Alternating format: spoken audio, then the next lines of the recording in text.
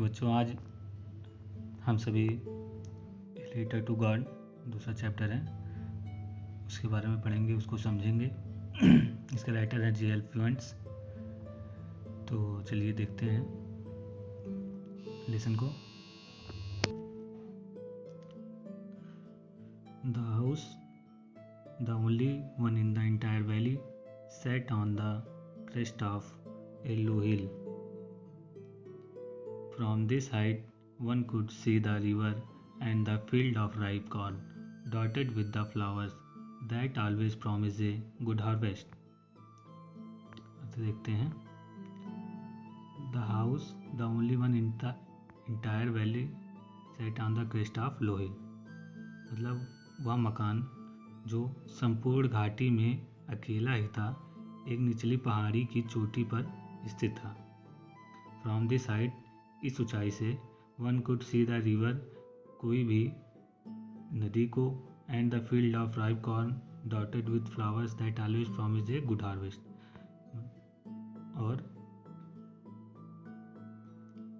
पके हुए अनाज के खेतों को देख सकता था जिसमें स्थान स्थान पर फूल थे जो सदा अच्छी फसल का वादा करते थे। The only thing the earth needed was a downpour, or at least shower.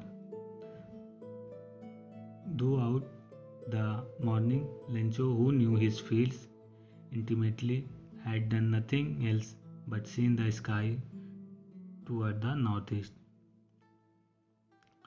तो धरती को the only thing earth needed, मतलब जो धरती थी उसको ज़रूरत क्या थी, यदि किसी वस्तु की आवश्यकता थी, वाज ए डाउन पोर और एटलीस्ट ए शावर, मतलब एक भारी वर्षा की या कम से कम एक बारिश की बौछार की। मतलब जो उसके खेत थे उनको या तो एक भारी बारिश या पानी के बौछारों की, बारिश के बौछारों की आवश्यकता थी। Throughout the morning, Lencho, प्रातःकाल के पूरे समय से लेंचो ने, who knew his fields intimately, Lencho जो अपने खेतों को भली भांति जानता था, had done nothing else but seen the sky toward the north east, उत्तर पूर्व की ओर आकाश में देखने के अतिरिक्त और कुछ नहीं किया था। यानी जो लेंचो था वह सुबह से ही, प्रातःकाल से ही उत्तर पूर्व की ओर आकाश में देख रहा था। Now we are really going to get some water, woman. The woman who was preparing supper replied, Yes, God willing. Lencho ने अपनी पत्नी से कहा, अब हमें कुछ वर्षा का जल प्राप्त होने वाला है, यानी उसे उम्मीद थी कि बारिश होगी। द वुमन, जो उसकी पत्नी थी, who was preparing the supper replied, yes God willing, जो उसकी पत्नी थी जो भोजन तैयार कर रही थी, उसने उत्तर दिया, हाँ यदि भगवान ने चाहा। The elder boys were working in the field, जो उसका बड़ा लड़का था, बड़े लड़के खेत में काम कर रहे थे। while the smaller ones were playing near the house, जबकि छोटे घर के पास ही खेल रहे थे। until the woman called to them come for dinner, जब तक कि उस महिला ने उन लोगों को बुलाया नहीं कि रात के खाने के लिए आ जाओ। It was during the meal that, just as Lancho had predicted, big drops of rain began to fall. In the northeast, huge mountains of clouds could be seen approaching. The air was fresh and sweet. It was during the meal, मतलब भोजन के समय, just as Lencho had predicted, जैसा कि Lencho ने भविष्यवाणी की थी। Big drops of rain began to fall, वर्षा की बड़ी बड़ी बूंदें गिरने लगी। इन द नॉर्थ ईस्ट, उत्तर पूर्व में, huge mountains of clouds could be seen approaching, मतलब पहाड़ों के समान बड़े बड़े बादल उत्तर पूर्व की तरफ से आते हुए दिखाई दिए। The air was fresh and sweet, जो हवा थी बहुत ही स्वच्छ और सुगंधित थी। The man went out for no other reason than to have the pleasure of feeling the rain on his body, and when he returned he exclaimed. The man went out, मतलब जो लेंचू था वह बाहर गया. For no other reason, किसी और कारण से नहीं बल्कि to have the pleasure of feeling the rain on his body, बल्कि वर्षा की बूंदों का आनंद अपने शरीर पर अनुभव करने के लिए बाहर गया. And when he return he exclaimed, और जब वह लौटा तो आश्चर्यपूर्वक चिल्लाया, बोला, These are not raindrops falling from the sky, they are new coins. The big drops of 10-cent pieces and the little ones are 5s. ये आकाश से गिरने वाली वर्षा की बूंदें नहीं हैं, ये बल्कि नए सिक्के हैं.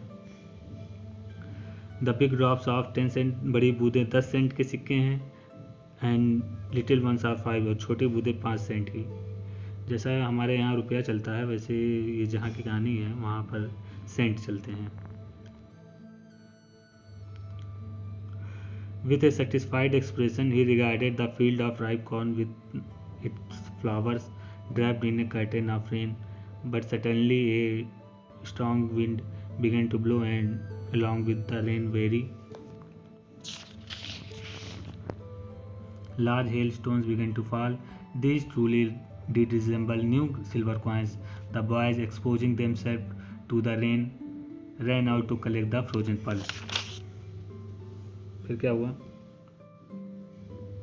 With a satisfied expression, मतलब एक संतुष्ट भाव से, he regarded the field of ripe corn with its flowers draped in a curtain of rain. मतलब कर्टेन ऑफ रेन ड्रैप्ड मतलब हुआ कि वर्षा की चादर लपेटे हुए. एक संतुष्ट भाव से उसने वर्षा की चादर में लिपटे हुए अपने पके हुए अनाज और उनके फूलों से भरे हुए खेत को देखा. But suddenly a strong wind began to blow, लेकिन तभी बहुत अचानक से तेज हवा चलने लगी. And along with the rain, और बारिश के साथ ही very large hail stones began to fall, बहुत ही बड़े बड़े ओले गिरने लगे. वर्षा के बूंदों के साथ ही बड़े बड़े ओले गिरने लगे. These truly did resemble new silver coins.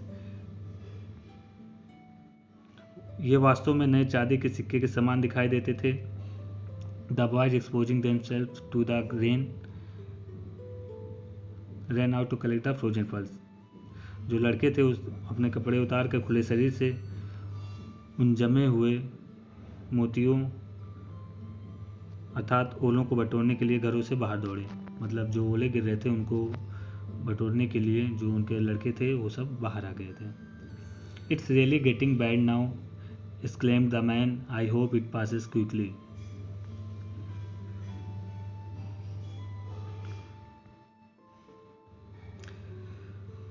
अब वास्तव में बुरा हो रहा है, वह उस व्यक्ति ने चिल्लाकर कहा. I hope it passes quickly, मुझे आशा है कि यह शीघ्र ही समाप्त हो जाएगा. It did not pass quickly. For an hour the hail rained on the house, the garden, the hill side, the cornfield, on the whole valley. The field was white as if covered with salt. Not a leaf remained on the trees. The corn was totally destroyed. The flowers were gone from the plants. Rancho's soul was filled with sadness. When the storm had passed, he stood in the middle of the field and said to his sons. फिर क्या हुआ कि it did not pass as quickly, वह शीघ्र ही समाप्त नहीं हुआ. For an hour the hail rained and मतलब 1 घंटे तक ओले rained on the गिरते रहे. कहाँ? ऑन द हाउस, घर पर, द गार्डन, बगीचे में, द हिल साइड, पहाड़ियों के ढलान पे, पहाड़ियों पर, द कॉर्नफील्ड, उसके अनाज के खेत, ऑन द होल वैली, और पूरी घाटी में 1 घंटे तक बरसते रहे. The field was white as if covered with the salt, मतलब पूरा खेत सफ़ेद हो गया था, ऐसे लग रहा था कि मानो नमक से ढक गया हो. Not a leaf remained on the trees, मतलब एक पत्ता भी पेड़ों पर नहीं बचा, वृक्षों पर नहीं बचा। The corn was totally destroyed, दस जो उसकी सारी फसल थी, सारे अनाज पूरी तरह से नष्ट हो गए। The flowers were gone from the plants, जो फूल थे वो पौधों से झड़ चुके थे। Lencho's soul was filled with sadness, Lencho की आत्मा दुख से भर गई। When the storm had passed, जब तूफान चला गया या थम गया, he stood in the middle of the field and said to his son, मतलब वो अपने खेत के बीचों बीच खड़ा हो गया और अपने बेटों से कहा, a plague of locusts would have left more than this, मतलब टिड्डियों के दल के हमले भी के बाद भी इससे अधिक बच जाता। मतलब जो टिड्डियाँ होती है वो कई हजारों लाखों की संख्या में कहीं भी आती हैं, तो और जहाँ जिस भी खेतों में बैठती हैं पूरा खेत नष्ट कर डालते हैं। तो उसी से तुलना करते हुए कहता है कि मतलब टिड्डियों का दल भी इससे ज़्यादा अनाज छोड़ देता है। जैसा कि जब ओले गिरे तो उसका सारा अनाज सारी फसल बर्बाद हो गई थी। The hail has left nothing, लेकिन ओलों ने कुछ नहीं छोड़ा। This year we will have no corn, इस साल हमें अनाज नहीं मिलेगा। That night was sorrowful one, वह रात बहुत दुख भरी थी। All our work for nothing, हमारी सारी मेहनत व्यर्थ गई। There's no one who can help us, हमारी सहायता करने वाला कोई भी नहीं है। We shall all go hungry this year, हम सभी इस वर्ष भूखे रहेंगे। But in the hearts of all who lived in the solitary house in the middle of the valley there was a single hope, help from God. But in the hearts of all, मतलब लेकिन परंतु उन सब के दिलों में, who lived in the solitary house in the middle of the valley, जो घाटी के मध्य अकेले मकान में रहते थे, there was a single hope, उनके मन में एक आशा थी, हेल्प फ्रॉम गॉड, मतलब भगवान उनकी सहायता करेंगे, भगवान की सहायता ही उनके मन में एक आशा थी। Don't be so upset even though this seems like a total loss, remember no one dies of hunger, that's what they say, no one dies of hunger, no one dies of hunger.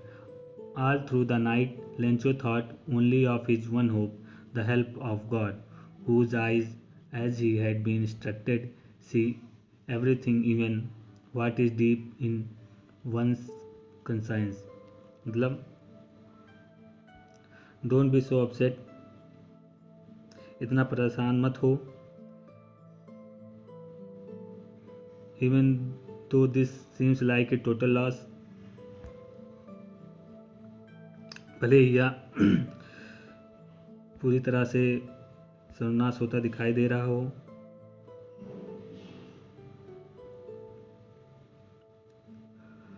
Remember no one dies of hunger, याद रखो कोई भी भूख से मरता नहीं है। That's what they say, no one dies of hunger, इस प्रकार वो कहते हैं कोई भूख से नहीं मरता। All through the night Lencho thought only of his one hope, सारी रात लेंचो बस अपने एकमात्र आशा के बारे में सोचता रहा। द हेल्प ऑफ गॉड, भगवान की सहायता। Whose eyes as he had been instructed see everything even what is deep in one concise, मतलब जैसा कि उसे शिक्षा दी गई थी सब कुछ देखती हैं, यहाँ तक कि उसके अंतःकरण के बातों को भी। ठीक है, तो आज यहीं तक रहते देते हैं, बाकी का चैप्टर कल देखा जाएगा, तो इसको एक बार दोहरा लीजिएगा।